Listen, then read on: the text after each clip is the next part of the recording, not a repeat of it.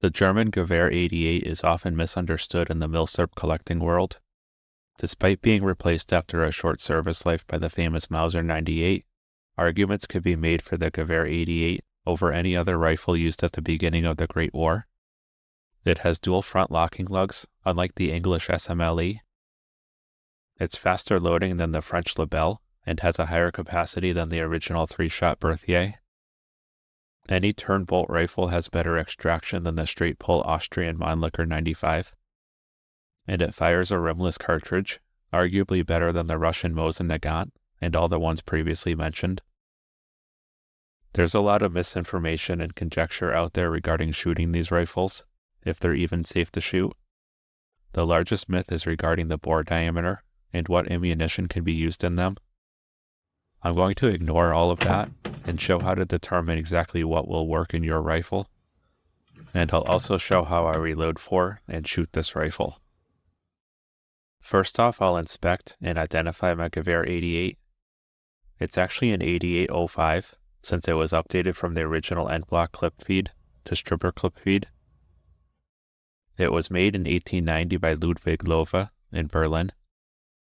And above that, there's an S stamp on the chamber. My Kar 88 has an S as well, but it also has a Z, and on the side under the model, NM. The Gewehr 88 doesn't have either of those. While these markings are a good start in determining what you have, they only provide hints towards what ammunition to use. I have older videos going into more details on the markings and what they mean. The short version is that these rifles were originally made with bore diameters measuring .321. Rifles made or updated after 1896 were marked with a Z, indicating a bore measuring .323, same as the bullet diameter of modern 8mm Mauser. So my Kar 88 with the Z marking should be able to shoot that. However, this Gewehr 88 may need something different. To be able to shoot this, I need to know the actual bore diameter, and to do so, I'll slug the bore. I'm using an aluminum rod. I'll put a patch on the end, and then run it down about 2/3 of the way. This is where I'll be taking the slug from. I think that anywhere in the middle of the barrel is fine. I'd avoid the ends, as those show the greatest wear and may produce an inaccurate measurement. I'll be using Cerosafe to take a measurement. It's a metal that has a very low melting point, but is also able to accurately hold its shape. The end of the aluminum rod is approximately here. I'll first warm the barrel with a heat gun, so it doesn't prematurely solidify the Cerosafe.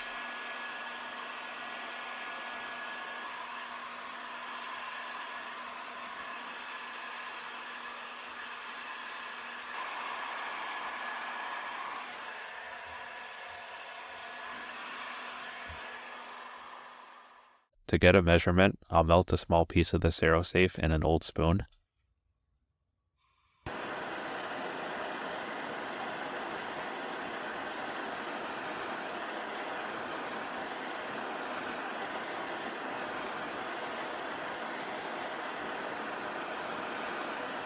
It doesn't take long, then I can pour it down the bore.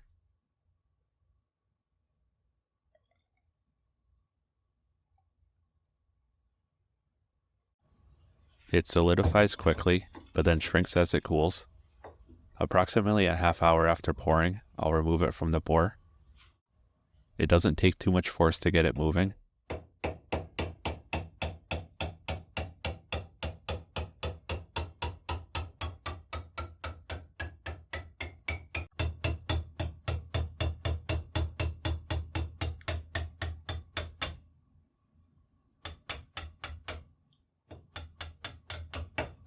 Then out it comes. It's probably a good idea to have something to catch the plug with, in case it comes shooting out.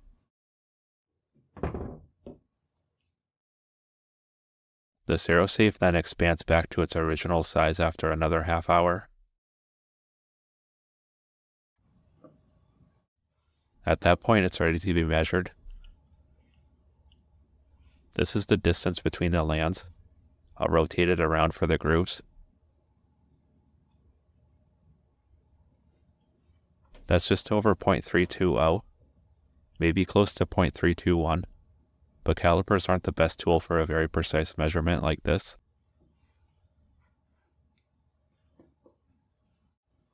For that, I'll use a micrometer.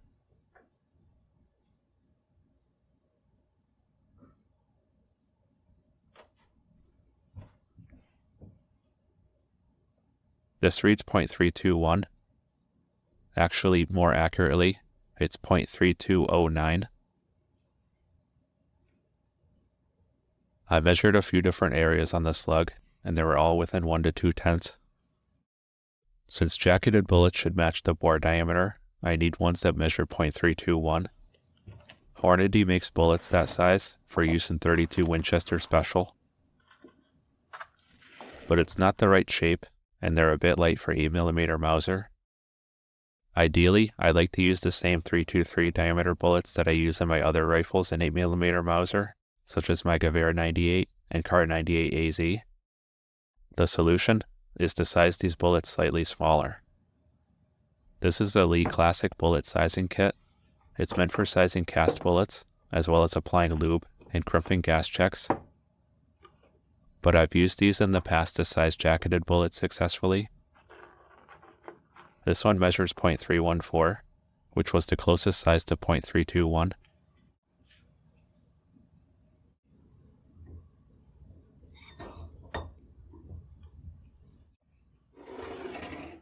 I'll be modifying this, wrapping sandpaper around a mandrel to open it up to a larger size.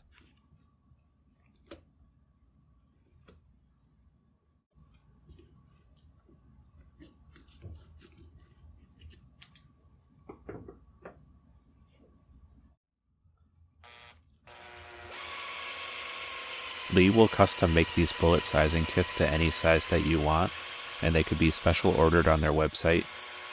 But I buy these secondhand at gun shows whenever I can, in order to make custom sizes to fit the various bore diameters on rifles in my collection.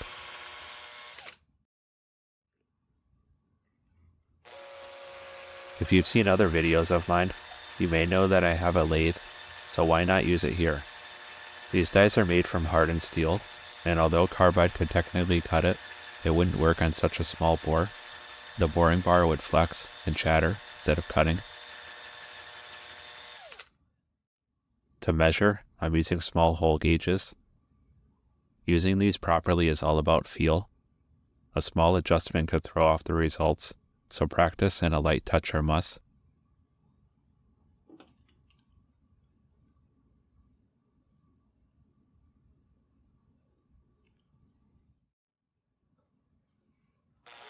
And you may be thinking that this method won't produce a perfectly circular bore, and you're right, but I'm not shooting for small groups at long distances. I want a rifle that functions and is safe to shoot. If these bullets end up slightly out of round, it likely doesn't matter much inside of 100 yards.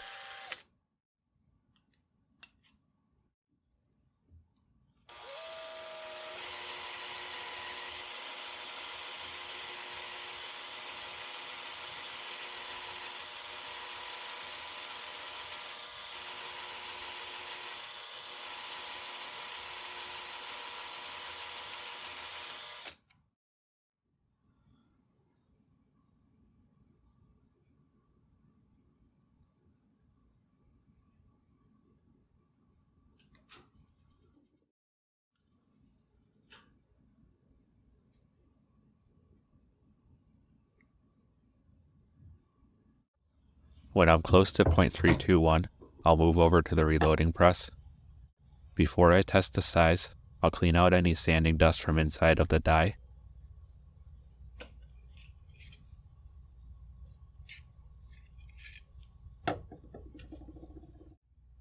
Then I'll screw the die down into the press and insert the ram. In order to not waste jacketed bullets, I'll test with these soft cast bullets. If they end up too small, I can always remelt them later.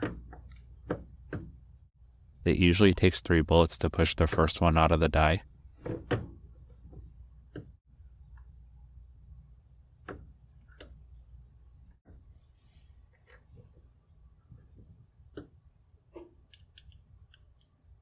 That's spot on. It measures .321. Now to size the jacketed bullets. They'll take a bit more force, however the die only needs to reduce a shorter area due to the spitzer and boat tail ends. I'll apply a thin coat of sizing wax.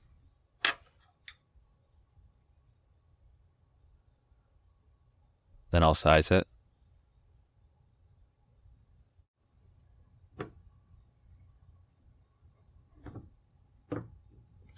Unlike with the cast bullets, I don't want to crush the spitzer end by using another bullet to push this one out. I'll use a scrap rod instead.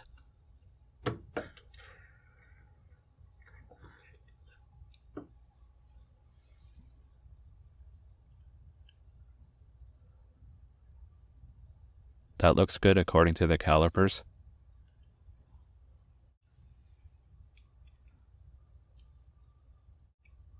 Using the micrometer, I'm reading .321 on the dot.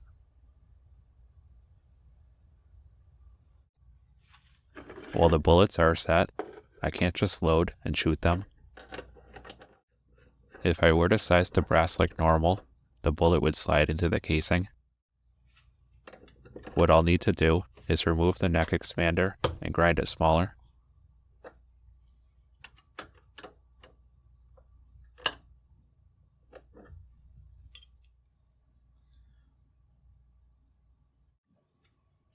I'll be using a drill to sand it down, but first I'll measure the expander.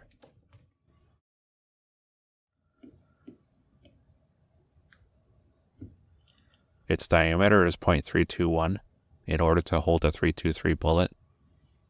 So for the case to have the same amount of neck tension, the expander should measure around .319.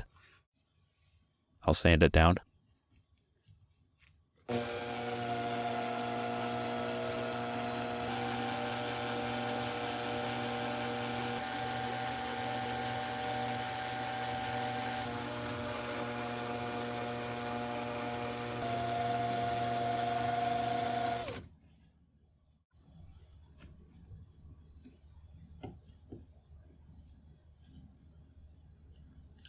I went a little too far, and it's measuring .318. That shouldn't be an issue, there will just be a bit more neck tension. I'll reinstall the expander in the sizing die.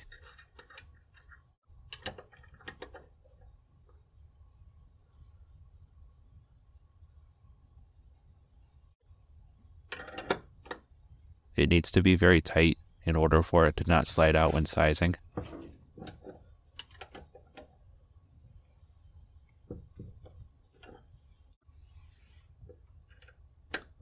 Before sizing though, I'll first set the die so that the press cams over at the end of the stroke.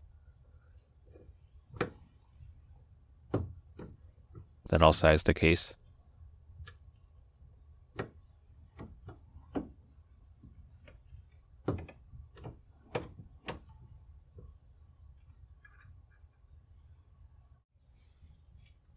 Now this isn't the proper way to measure, but just to make sure, the inside case mouth measures .318.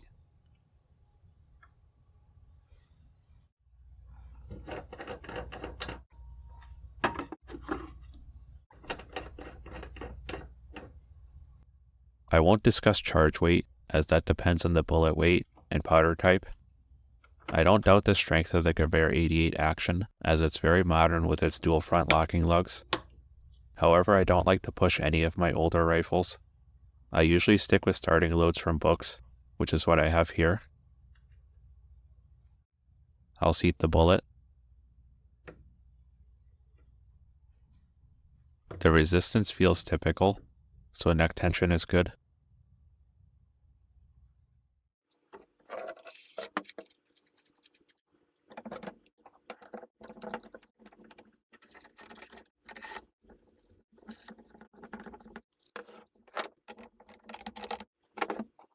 Here's all of the rounds that I loaded. I ran out of bullets. Since this is a Gewehr 8805, I'm loading them onto stripper clips.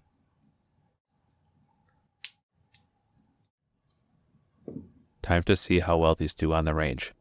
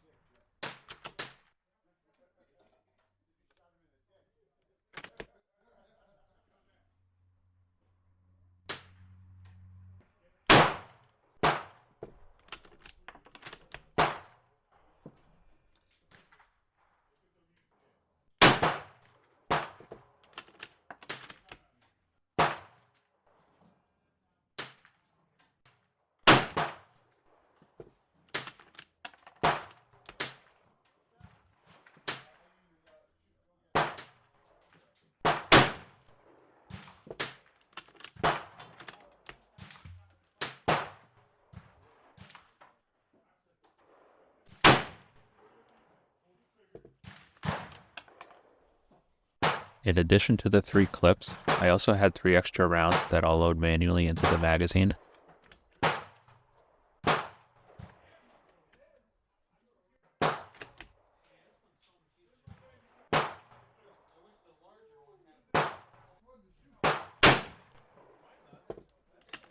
The bolt feel on these rifles is very good, definitely what I'd consider to be a smooth action.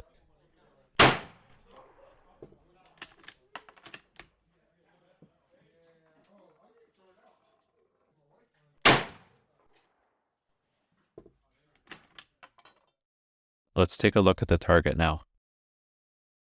The first clip I aimed at the bullseye, then for the rest I aimed at 6 o'clock on the target. But that's all 18 shots accounted for. Not bad groupings, though it looks like I need to adjust the windage. It's great to be able to make this old rifle shoot again in a safe manner. But getting back to the comparison at the beginning of the video, don't get me wrong, the Mauser 98 that replaced this is a great rifle. It is probably as perfect as a service rifle can be during the Great War. I just think the Gewehr 88 here has a bit of an undeserved reputation, and a lot of that stems from the uncertainty around the ammunition to use on them today. Hopefully this video clears some of that up. Thanks for watching.